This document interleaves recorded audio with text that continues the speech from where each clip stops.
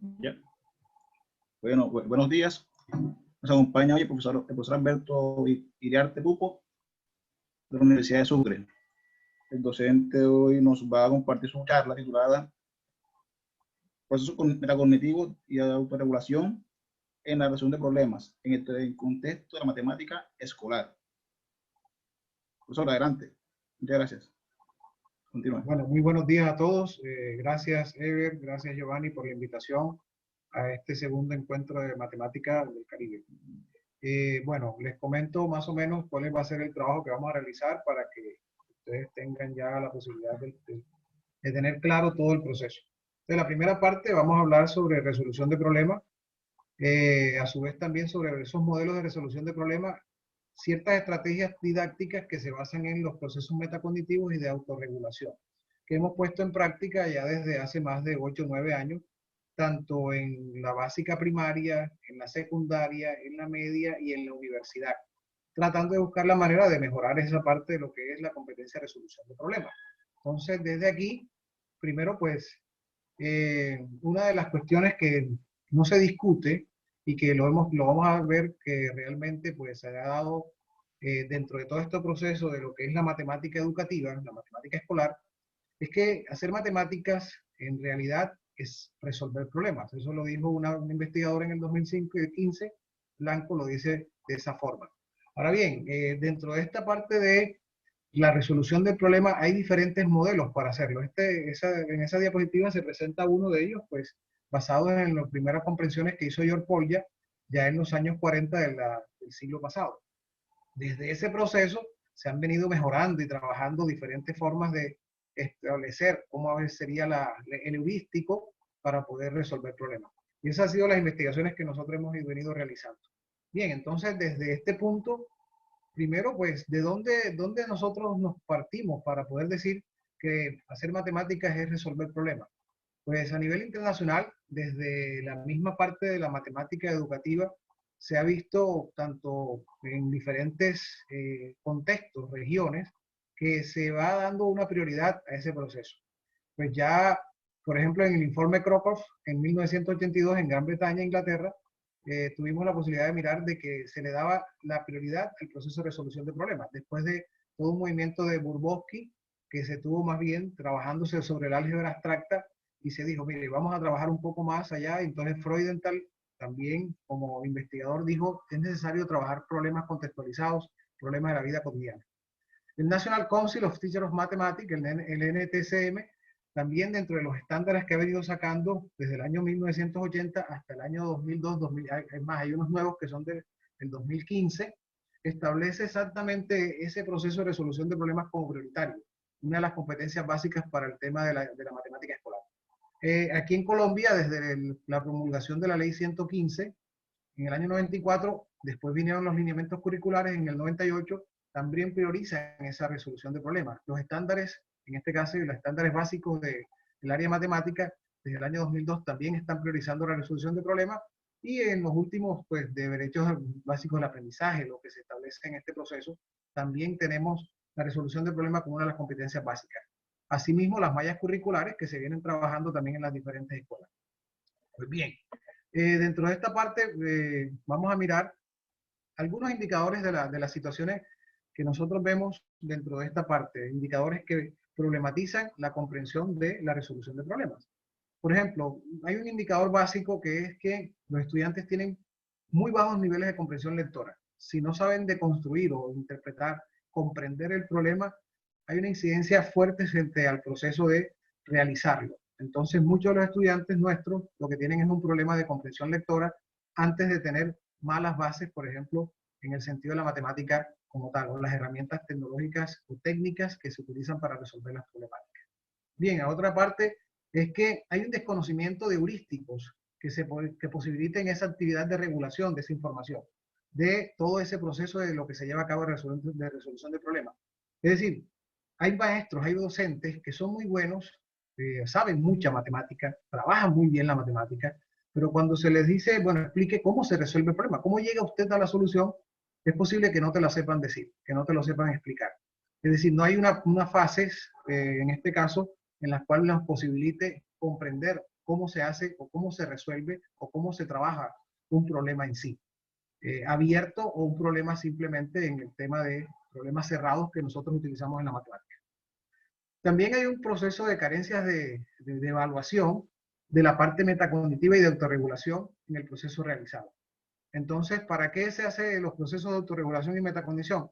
Para ir comprobando paso a paso que el problema se va realizando en buena medida como lo estamos nosotros planteando y pues vamos por buen camino. Hay una falta de interés y motivación, un sinsentido de la práctica de la matemática, eso también lo dicen muchos investigadores.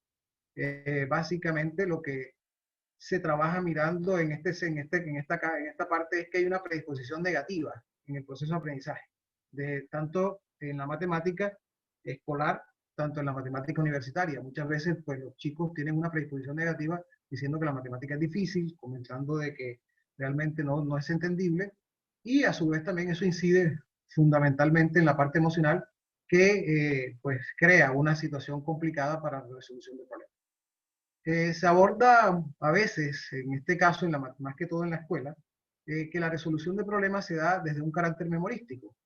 ¿Qué significa eso? O sea, estrategia táctica de carácter deductivista es que nosotros damos las fórmulas y los chicos deben aprenderlas, aplicar y listo. O sea, damos de lo general, partimos de la fórmula general, no contextualizamos problemas básicamente y llegamos simplemente a que los chicos terminen, los estudiantes, utilizando las fórmulas que dimos para poder replicarlas en algunas situaciones problemáticas.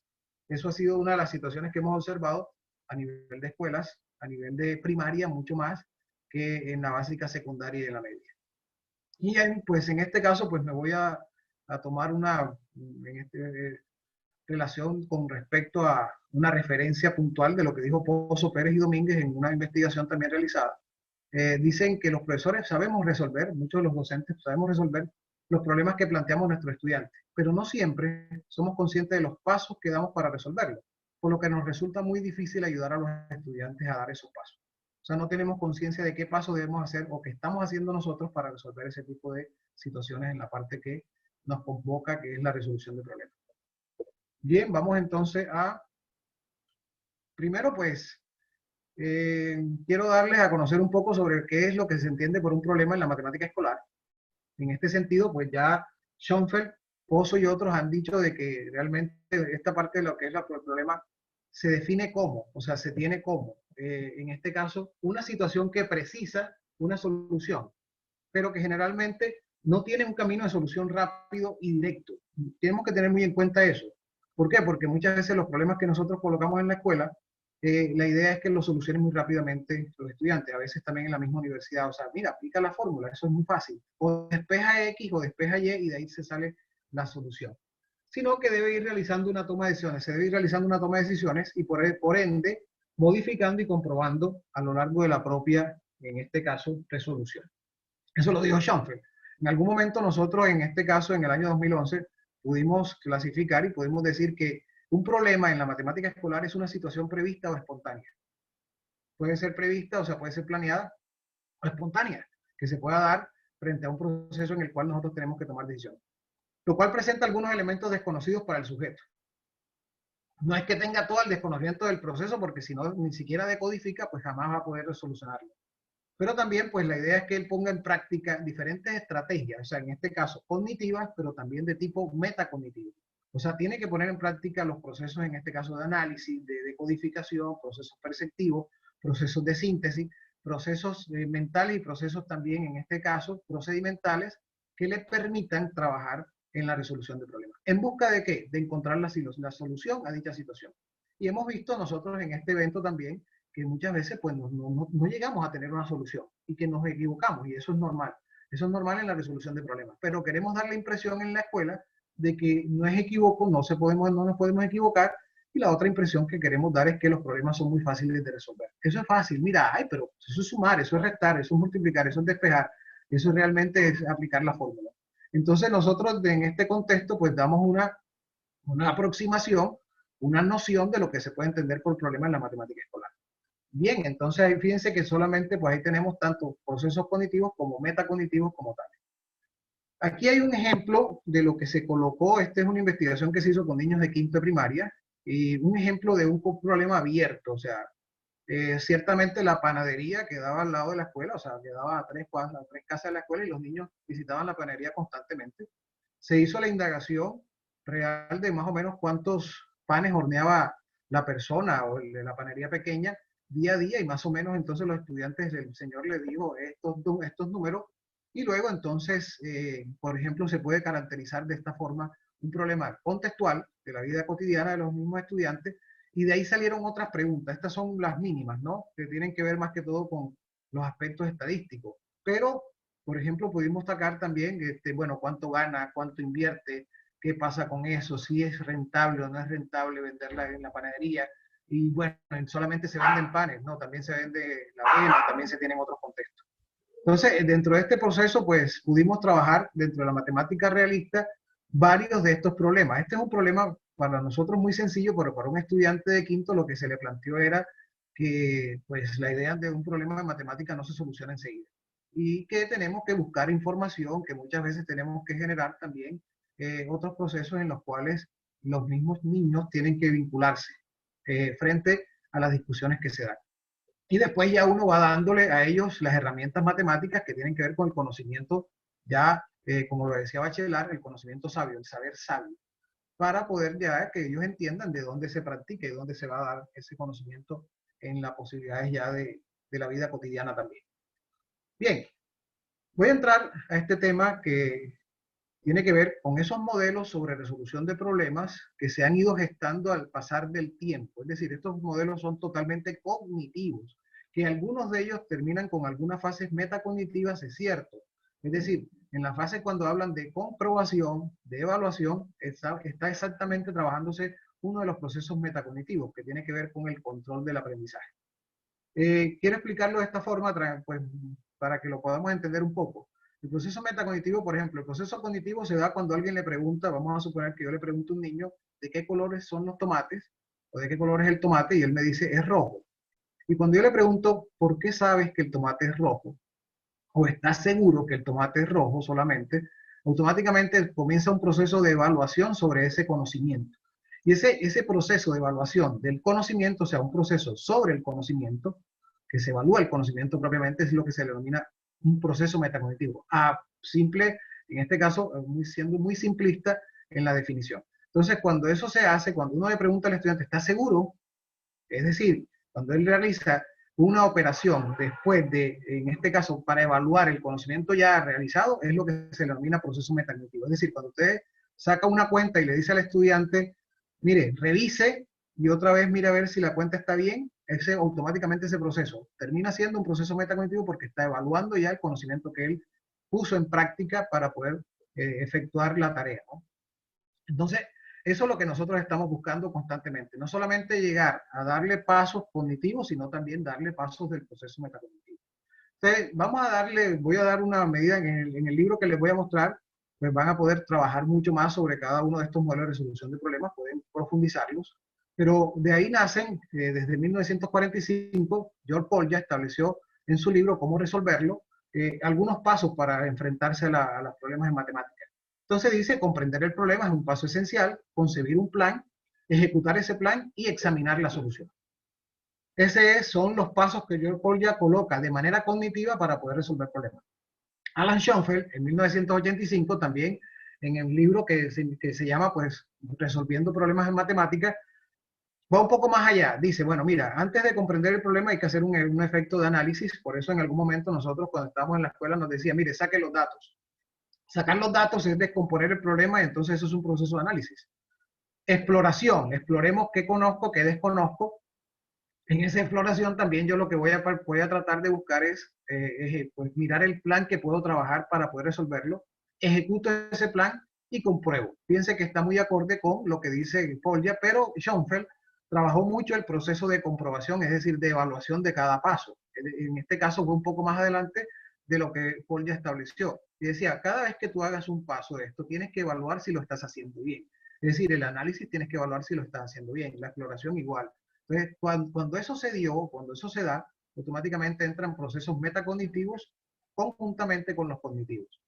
Bien, a su vez Mason Burton Stacy, pues simplemente en su libro, que trabaja pues también dentro del pensamiento de la matemática, ese libro trabaja más que todo tres pasos fundamentales. Abordar el problema, abordarlo, o sea, comprenderlo, analizarlo, trabajar la decodificación del mismo, atacar el problema, eso es más, nosotros cuando hacemos un problema de matemática y que no sabemos por dónde está, el ataque significa que si me estanco tengo que buscar otras alternativas, otras herramientas, trabajar de diferente manera para seguir, pues en este caso, avanzando sobre la solución del problema. Y revisar de manera constante esos pasos anteriores. O sea, lo hacen de manera simple, pero fíjense que cuando uno ya lo ve a profundidad, ya puede entender mucho más por qué Mason, Burton y Stacy trabajaron sobre esos tres puntos fundamentales. ¿Dónde dieron el énfasis? Pusieron el énfasis en el ataque, en atacar el problema constantemente para poder solucionarlo. Bien, en el tema de lo que es Miguel de Guzmán, también pues trabajó en su libro Para Pensar Mejor, unas posibilidades también para resolver problemas en matemática. Dice, bueno, lo primero que debemos hacer es familiarizarnos con el problema. Es decir, buscar un problema parecido que me permita a mí realizar un proceso, en este caso de analogía, que posibilite saber más o menos por dónde puedo llegar a someter o atacar el problema que tengo ahí. El otro tema viene siendo búsqueda de estrategias, buscar muchas estrategias, buscar estrategias que me permitan pues establecer cómo voy a resolver el problema. Llevar adelante o llevar a cabo esa estrategia y por lo último, fíjense que vuelve un proceso metacognitivo, es que revisar todo el proceso y sacar exactamente las consecuencias del proceso llevado a cabo. Eso lo dice Miguel de Guzmán. A su vez también hay un proceso que se llama IDEAL, que es de Branford y Stein, 1993. Ellos vieron el tema de IDEAL, fíjense que en este caso es un acrónimo, y en este sentido, pues lo que dicen es primero, debe hacerse la identificación del problema, identificar cada uno de los procesos que están ahí, decodificar, definición y representación. Ellos le agregan algo, definir cada variable o cada proceso que está ahí, dato que está en el problema, y representarlo. Es decir, no quedes con eso, hay que buscar la representación, o sea, buscar en este caso hacer un dibujo, realizar un esquema, realizar un gráfico que me permita hacer la comprensión del problema. Ahora sí, exploro después que hago la comprensión del problema con esa representación, exploro las posibles estrategias, ya, en este caso, para abordarlo. Actúo frente a esa estrategia y bueno, y por último, ahora sí, un proceso metacognitivo que es mirar qué logros tuve, observarlo y evaluar todo el proceso. Otro de los autores que tenemos aquí, que podemos también trabajar sobre esta parte de lo que es la parte cognitiva y más que todo con estos procesos metacognitivos, es Pifarré y Zanouy. Pifarré y Zanouy en una de las revistas, en una acta latinoamericana de matemática educativa, que es el ALME, que no sé si lo conocen, pero nosotros en lo que es la matemática educativa tenemos encuentros anuales, que son las RELME, las reuniones educativas de latinoamericanas de matemática educativa. La RELME saca este acta, que es el ALME, una revista, y donde se proponen, en este caso, diferentes artículos. O sea, Pifarré y Zanouy establecen en ese sentido esto que es los pasos para poder trabajar también en la parte del problema. Dice, lo primero que hay que hacer es entender y analizar el problema, muy parecido a lo de Paul, ya eso no ha cambiado mucho, pero hay algunas partes que de verdad pues vale la pena resaltar. Hay que planificar la resolución, miren que es lo mismo, pero lo otro que ellos dan es organizar los datos y el plan de resolución en un cuadrado de doble entrada. Y no solamente hay un gráfico, sino un cuadrado de doble entrada y digamos, aquí están los datos, que en cada dato que me da y resolver el plan, hacer el plan. Resolver el problema y evaluar el proceso y el resultado. Pifarré y Zanouy establecieron, que es algo que nos permitió a nosotros también trabajar con él, establecieron algo fundamental que es, en este caso, la guía para resolver problemas. Hay una guía para resolver problemas y entonces también nos permite a nosotros trabajar sobre eso. Por último, traigo a Meyer, que trabaja, pues, en este caso, la psicología, en una parte de psicología de la educación, también tiene un proceso procesos cognitivos para poder enfrentar problemas. Dice, pues lo primero hay que traducir el problema. Si tengo algunos códigos que no entiendo, tengo que traducirlos a mi entendimiento. Integrar, o sea, integración de ese problema, buscar la forma de sintetizar cada uno de los análisis anteriormente realizados para poder realizar una planificación de la posible solución. Solucionarlo, supervisar esa solución y pues ya en ese sentido, pues de esa planificación llega a la ejecución de la solución. Y bueno, en este caso, Meyer también establece que tenemos que tener en cuenta la evaluación de cada uno de los procesos. Entonces hay varios, ¿no? Hay varios y hay múltiples procesos de resolución de problemas. Estos dos libros escritos, este libro escrito en el 2011, que ambos aparecen en la internet, esta estrategia metacognitiva en la resolución de problemas matemáticos, aborda cada uno de estos diferentes modelos de resolución de problemas a grosso modo y da pautas para poder seguir investigando sobre ello. Y el otro libro es Pensamiento Computacional y la resolución de creativa de problemas. Nos basamos en Polya para poder generar unos procesos computacionales, un pensamiento computacional y crear, o sea, crear diferentes formas para que los estudiantes en básica primaria, también trabajamos ahí, trabajaran con Scratch y pudieran pues trabajar también la creatividad en la resolución de problemas. Ahí pues los dejo como para que ustedes puedan eh, profundizar sobre eso. Entonces vamos con lo que les decía al principio, vamos sobre procesos metacognitivos. ¿Qué es la metacognición? La metacognición tiene dos grandes, digamos que aspectos. Uno que tiene que ver con el conocimiento que nosotros tenemos sobre cómo conocemos, o sea, sobre nuestros productos cognitivos, sobre nuestros procesos. Tiene que ver con las habilidades, con las actitudes del conocimiento nuestro. Y el otro de los aspectos tiene que ver con una supervisión, una autorregulación activa sobre esos procesos que nosotros llevamos a cabo, sobre la organización de esos procesos. Y entonces ahí coloco algo que está también en internet, que es una escalera de la metacognición, pues simplemente son preguntas, lo que hacemos son preguntas y preguntas sobre qué entendimos, cómo lo hicimos y todo lo demás, para poder realizar entonces procesos de nosotros, en donde nosotros entendamos también en la parte maestra. Uno de los datos fundamentales es que esta parte en algún momento Piaget estableció, Jean Piaget dentro del desarrollo cognitivo estableció de que lo podían ejecutar más que todos estudiantes que tuvieran en la etapa de desarrollo formal. Sin embargo, nosotros pudimos en este caso demostrar que los estudiantes que están en grado quinto de básica primaria, que están en desarrollo de operaciones concretas en esa etapa, pues también pueden llegar a trabajar tranquilamente con los procesos metacognitivos que son características de la siguiente etapa.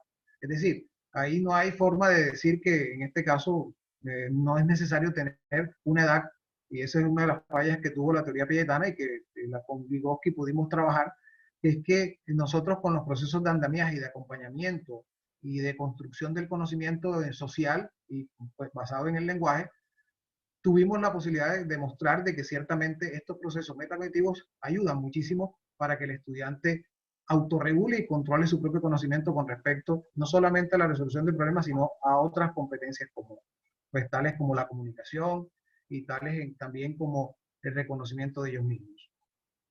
Entonces ya hemos hablado de esos dos componentes. El primer componente es el saber que los diferentes conocimientos que tenemos nosotros a veces son perceptivos. Por ejemplo, uno dice, bueno, yo sé, yo me conozco, yo realmente tengo problemas para poder atender. Ayer estaba en una clase y me decía una niña de la universidad, profe, lo que pasa es que yo tengo una atención, yo cualquier cosita me cambia la atención enseguida. O sea, si alguien se asoma ahora mismo a la ventana, yo enseguida me voy a mirar. Es más, en el salón de clase era lo mismo. Entonces, yo le decía, fíjate, ya tú tienes un conocimiento de lo que tú tienes frente a la atención y en ese sentido puedes tomar decisiones. Eso, sí, eso no es que sea atención dispersa ni mucho menos, sino que tomas decisiones de controlar esa posibilidad que tienes dentro de lo que son los aspectos de atención que tú vas llevando a cabo. Entonces esa niña sabe qué, él sabe cómo, él sabe qué tiene, o sea, esa chica sabe, tiene conocimiento de su atención como tal. Ahora, el segundo componente es saber cómo. Los saberes cómo tiene que ver con la planificación, el control y la evaluación de cada proceso. Ella evaluó el proceso, yo soy así. Ahora, ¿cómo voy entonces a planificar y controlar que no pase eso? Eso tiene que ver con el segundo componente de los procesos metacognitivos. Entonces son dos componentes, el saber qué y el saber cómo. Aquí más o menos no se ve muy bien, pero es una gráfica que en el libro está, donde dentro de este proceso pues pudimos trabajar sobre diferentes componentes. Los componentes básicos de la metacognición son el conocimiento, los procesos cognitivos y la regulación de estos procesos.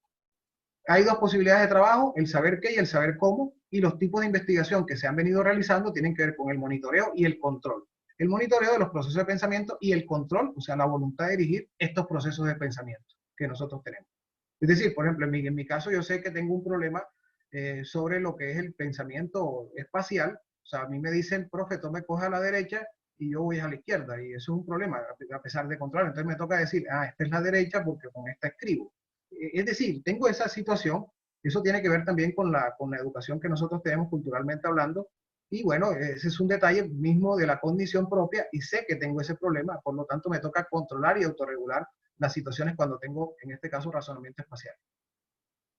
Bien, entonces, en este sentido, las estrategias que nosotros trabajamos tienen que ver con la articulación de estrategias, en este caso, de métodos heurísticos que tienen que ver con lo que está ahí en ese esquema, que son abiertos, que son interdisciplinares, como el problema que les mostré, que tienen posibilidades de seguir avanzando, métodos heurísticos, también sobre métodos algorítmicos y pues también sobre, en este caso esos algorítmicos son aquellos problemas que son cerrados, muy disciplinares, pero que tienen una respuesta concreta. Y a su vez también trabajar un poco sobre el pensamiento divergente, que los niños digan exactamente otras cosas. Esta cierta, en este contexto, pues estas estrategias están más bien conducidas, ordenadas para la consecución de la meta de que los estudiantes comprendan tanto sus procesos cognitivos como los procesos metacognitivos. Y vuelvo y repito, lo estamos haciendo desde grado cuarto, quinto, hasta grados universitarios. Entonces, en esta estrategia voy a llegar a las estrategias didácticas que hemos puesto, en este caso en validación, que hemos puesto a cabo. La estrategia didáctica, pues ya nosotros debemos entender que son los procedimientos y los ambientes creados, utilizados por nosotros como docentes para promover aprendizajes significativos, aprendizajes que tengan sentido para el estudiante. Yo no le coloco a veces, a pesar de que hemos traducido a Aubel y a Brunner y a toda esta parte psicológica, aprendizajes significativos, yo le diría más bien aprendizaje con sentido. O sea, que tenga un sentido propio, un sentido subjetivo para la persona que está aprendiendo. Que le encuentre sentido. El problema no es de que sea significativo por el significado contextual que le damos, sino que encuentren sentido. Entonces, desde este proceso de las estrategias didácticas, nosotros nos basamos en la planificación, el monitoreo, el automonitoreo y la comprobación. ¿Para qué? Para que en este caso, pues, podamos trabajar y asociar esta parte frente a la resolución de problemas de manera contextual. Bien, este es el proceso como tal que hacemos con respecto a las preguntas que nos debemos ir realizando, y al principio uno pareciera que fuera mucho, pero al final, cuando ya llevamos todo unos un mes y medio, 2 meses sobre este proceso, ya no hay que hacerlas. O sea, simplemente este es el dato de lo que más o menos nosotros le decimos a los estudiantes. Tiene que ver con esos tres grandes procesos que les mostré aquí. La planificación tiene que ver con esta primera pregunta. ¿Qué tengo que hacer? Siempre la pregunta va a estar. ¿Sí? Luego viene el automonitoreo, que viene siendo la segunda pregunta. ¿Lo estoy haciendo bien? Y luego viene la comprobación. ¿Cuál es la comprobación? En este caso, ¿lo he hecho bien o no lo he hecho bien? ¿Qué pasa?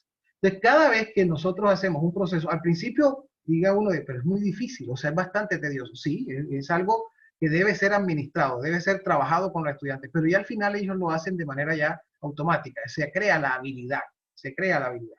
Entonces, fíjense, por ejemplo, ¿qué tengo que hacer? Entonces uno dice, bueno, tienes que leer el problema, si no lo comprendes, leerlo de nuevo, subrayas la información importante, poner el problema en tus propias palabras. Es decir, eso es lo que tienes que hacer, ¿qué tengo que hacer? ¿Lo estoy haciendo bien? ¿Estoy entendiendo el enunciado? ¿He subrayado la información importante? ¿Cuál es la pregunta fundamental que me están pidiendo? ¿Qué estoy buscando yo? ¿Lo he hecho bien? ¿Compruebo que he entendido bien el problema? Entonces asegúrate de que se ha recogido toda la información necesaria. Si alguno de estos pasos, en este caso simplemente leer el problema, no está funcionando, el mismo estudiante debe trabajar sobre ello. Entonces comienza a preguntarle al compañero o al docente. Planificar una estrategia para resolver el problema. ¿Qué tengo que hacer? Decidir cuántos pasos y operaciones son necesarias. Escribir los símbolos de las operaciones, más, menos, por, y, entre, o sea, cuál, qué es lo que, en este caso, en este sentido, qué es lo que debo hacer. ¿Lo estoy haciendo bien? Si hago, por ejemplo, si realizo esta operación, suma o resta, ¿qué consigo? Y si realizo tal cosa, entonces, ¿qué tengo que hacer después? ¿Cuántos pasos son necesarios? ¿Cuántos pasos voy a realizar? ¿Lo he hecho bien? Pues comprobar el plan, que si ese plan tiene sentido o no tiene sentido lo que estoy realizando. Organizar los datos en un organizador de la información, fíjense que tiene que ver con algunos de los elementos que ustedes ya vieron con Pifarré y Manoli y se vieron dentro del modelo. Ya este no es un modelo por default ya solamente, sino que tiene otros ingredientes. ¿Qué tengo que hacer? Hacer un dibujo esquema. ¿Lo estoy haciendo bien? ¿Me sirve este esquema o este dibujo? Lo compruebo, con el dibujo contiene toda la información del problema o no contiene información. Resuelve el problema, ejecuta tu plan. Haz las operaciones en el orden correcto, como lo has planeado, como lo has trabajado. ¿Lo estás haciendo bien? ¿Cómo es el resultado comparado con lo que te pide el problema? ¿Tiene sentido la respuesta? Aquí pasa algo muy particular. Por ejemplo, hace poco estaba con mi hijo que está en ingeniería mecánica realizando un ejercicio y el ejercicio daba que realmente se estaban vendiendo 200.65 globos. La pregunta, entonces, la respuesta no tiene sentido.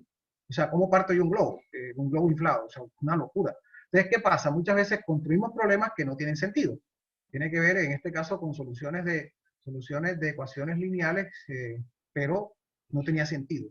Uno decía, bueno, no tiene sentido, pero esa es la respuesta. Y estuvimos realizando, haciendo procesos metacognitivos durante más o menos una hora. Él lo realizaba de una forma, yo lo realizaba de otra, y entonces yo decía, no, esa es la respuesta, no hay más nada. Pero dio 260.5, algo así. Entonces, punto 6 o punto 7, o sea, el globo se partía. Entonces, no tiene sentido. Lo he hecho bien, comprobar que todas las operaciones se hicieron en el orden correcto, perfecto. Y evaluar los resultados, comprobar los cálculos, he comprobado cada paso, he mirado esos resultados, ¿es mi respuesta correcta o no es correcta? ¿Cómo está? Y bueno, comprobar que todo es correcto, lo contrario, volver atrás y pedir ayuda si es necesario. Cada uno de estos pasos se da frente a los procesos y se le explica a los estudiantes. Ahora bien, este viene siendo el modelo didáctico.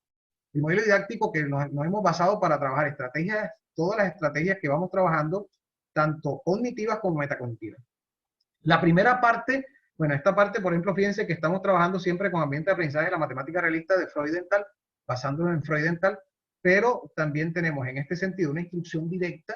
Aquí hay unos tiempos, pero estos tiempos cambian. Esto se hizo con estudiantes de primaria y de bachillerato con estos tiempos para poder generar, fíjense que aquí están 10 semanas, un periodo completo trabajando sobre este tema, sobre los temas diferentes, o sea, en este caso de resolución de problemas, pero trabajando con los temas de diferentes formas con respecto a la matemática como tal, a las competencias matemáticas.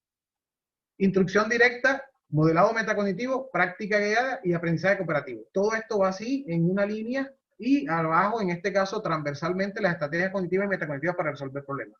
Entonces, miren, la instrucción directa, en la primera parte de la instrucción directa, el maestro, el docente, lo que hace es explicarle el heurístico al estudiante, es decir, el modelo, cómo se resuelve el problema. Entonces uno va explicando un problema y va realizando. Mire que lo primero que tengo que hacer es, en este caso, entenderlo, comprenderlo. No hago el modelado metacognitivo aún, simplemente hago el proceso del heurístico, o sea, centra la atención entre mirar y diferenciar los tipos de actividades que se concretizan en la matematización.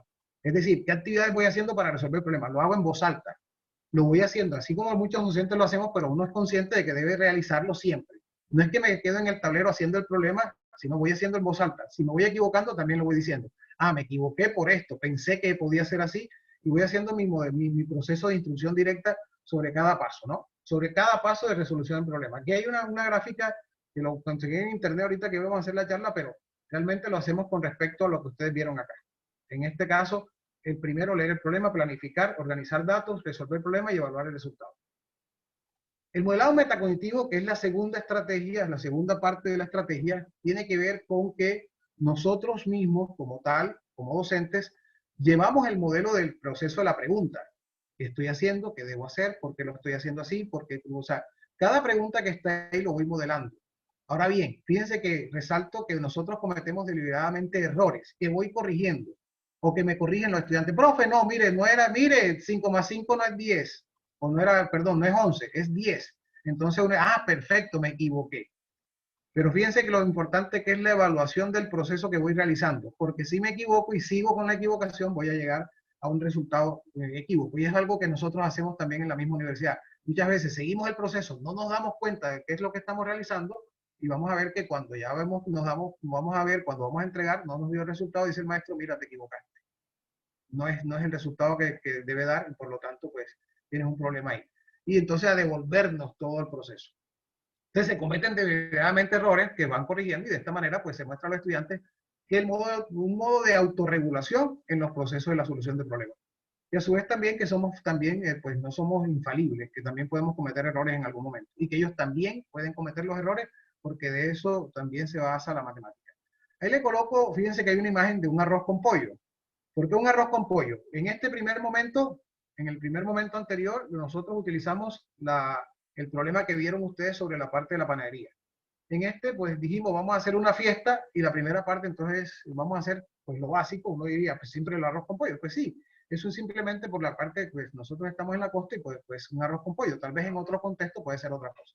Pero el arroz con pollo, ¿por qué? Porque tiene varios ingredientes, tiene varios aspectos. Entonces, ¿qué hicimos? Primero, pues decirle a los estudiantes, vayan al comedor escolar y pregunten cómo se hace un arroz con pollo, qué ingredientes tiene. Entonces un grupo de ellos fue allá, le preguntaron a la señora, entonces comenzó a decir, no, los ingredientes son arroz, el tema de el pollo, la salsa de tomate, las verduras, tal cosa. Y le dieron una lista a los estudiantes. Entonces tenían que preguntar también qué cantidad sirve para poder generar, por ejemplo, 20 platos, 10 platos de arroz con pollo. Entonces ellos venían y trabajaban sobre eso. Y como era hacer una fiesta, y la fiesta iban a invitar a sus papás, y que, es más, se hizo la fiesta el Día del Amor y la Amistad, se hizo la fiesta, entonces se invitaron a una de las personas que viven con ellos.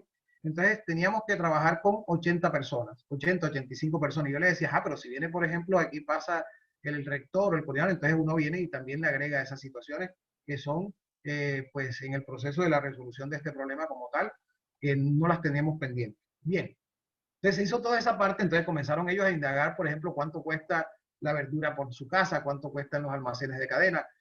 Yo les traía los datos de ciertos almacenes, ellos también traían datos y comenzamos a trabajar sobre esa parte.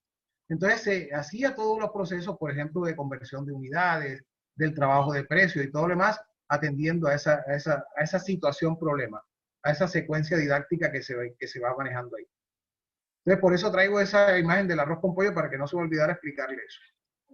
El tercer punto de la estrategia tiene que ver con la práctica guiada. Y esta práctica guiada se hizo una hoja, en este caso una hoja guía para pensar el problema.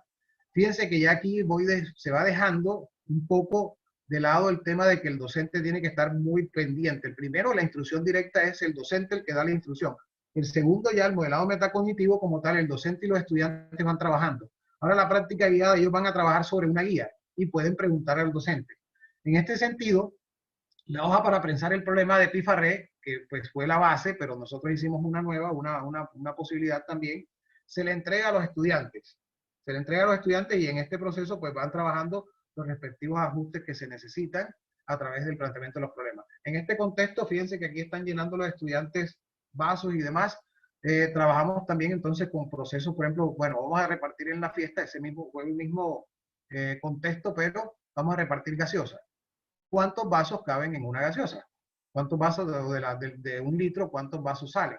Entonces uno comenzaron, ellos vivieron eso, es más, ahí tuvimos que llevar los baldes, es más, ustedes no se imaginan, ahí el salón pues en este caso se llenó de agua, ninguno de los chicos se tiró agua entre ellos, fueron pues muy formales. A veces tenemos miedo de realizar esas prácticas porque creemos que los chicos van a hacer desorden y demás. Uno que otro no presta atención, pero creo que la mayoría en este caso se motiva a realizar la actividad. Entonces iban apuntando en su libreta, había uno, porque se juega también con los roles, había uno que iba apuntando y iba diciendo y después comenzamos a comentar qué pasaba. Entonces una de las preguntas que se hace es, bueno, ¿cuántos vasos salen de la botella? ¿Cuántos vasos, o sea, cuántos vasos, por ejemplo, tiene un litro de gaseosa? Y después entonces una pregunta, bueno, ¿y cuántos litros caben en un vaso? Y ahí entonces comenzamos con fracciones decimales y demás. Entonces tuvimos la posibilidad de trabajar diferentes aspectos con respecto a ese proceso. Lo que sí tenemos que en cuenta es que la práctica guiada de esa hoja guía tiene también los diferentes aspectos, o sea, los diferentes procesos de tanto la resolución de problemas de parte cognitiva como las preguntas de parte metacognitiva. El aprendizaje cooperativo, bueno, ya ese es el último de los procesos que llevamos a cabo y tiene que ver con que ellos ya, pues en este caso, tienen roles. Pues se hizo la posibilidad, se trabajó posiblemente dentro de que quedaran los grupos conformados por estudiantes que tenían pues, un buen desempeño, estudiantes que no tenían generalmente de esos mejores desempeños, estudiantes de medio desempeño, y a su vez también se le dieron roles. Eso es el aprendizaje cooperativo, esa es la diferencia entre aprendizaje cooperativo y aprendizaje colaborativo. El colaborativo todos tenemos la posibilidad de jugar roles diferentes, o todos tenemos la posibilidad, acá se le dan roles al equipo y ellos comienzan a trabajar. En este contexto se generó un problema que era embaldosar la cancha, el rector necesitaba que embaldosaran la cancha y entonces pues se dieron diferentes tipos de baldosa con diferentes precios y trabajamos con geometría. Es decir, áreas, trabajamos fuertemente sobre áreas, trabajamos en este caso sobre conversión de unidades y bueno, ahí los muchachos fíjense que están tomando datos sobre la cancha, es decir, ese día estaba lluvioso y ellos iban tomando los datos sobre las medidas de la cancha. Hay chicos que están midiendo, si se dan cuenta que están midiendo los chicos sobre la cancha completa y entonces se generó la cancha externa, la cancha interna, las gradas y todo lo demás. Y aquí sí el control del aprendizaje se trasladó completamente al grupo. Ya ellos saben cómo resolver problemas, ya saben cómo enfrentarse en ese sentido y comienzan ellos a trabajar de manera pues ya muy particular. Entonces, dentro de algunas conclusiones de este proceso que hemos llevado a cabo, tengo lo siguiente, vamos a trabajarlo. Primero, se confirma que este diseño de aplicación de propuestas didácticas que tienen que ver con el objetivo de estrategias didácticas basadas en la metacognición y basadas en el conocimiento de las habilidades cognitivas son totalmente beneficiosas. O sea, son de experiencia totalmente, en este caso, cuando se hace las estadísticas y se hacen las comparaciones, tenemos en este caso una significancia mucho mayor con estas estrategias que con otras. También pues pudimos establecer que en este caso pues la parte de la resolución de problemas en sus funciones de medio y fin pues constituye una actividad compleja e integral. Requiere que se formen en este caso los estudiantes también, a cada persona que actúa en este sentido, que se forme sobre métodos de solución y procedimientos específicos. ¿Por qué? Porque esos elementos permiten que la persona pueda guiar su pensamiento y pueda trabajar sobre ello, para poder mejorar, para poder trabajar fundamentalmente en su autorregulación de ese proceso. Y se comprueba también de manera reiterativa que el manejo de estrategias metacognitivas caracterizada por la toma de conciencia y de autorregulación, pues cada vez más nos sirve para planear, monitorear, regular y controlar el proceso mental. Asimismo, hace parte fundamental del proceso de desarrollo de la competencia de resolución de problemas. Entonces, ese es más o menos lo que quería traerles a ustedes dentro de esta charla, dentro de este espacio. Muchas gracias. Cualquier pregunta, cualquier situación, estoy atento. Ok, profesor, muchas gracias por su charla. Bueno, estamos en el tiempo límite, la verdad es que hasta ahora no hay preguntas, así que no queda más que agradecerle por su presentación en el día de hoy. Muchas gracias. Bueno, muy amable, muchas gracias a ustedes también por la invitación. Muchas gracias por todo. Muchas gracias a ti, usted.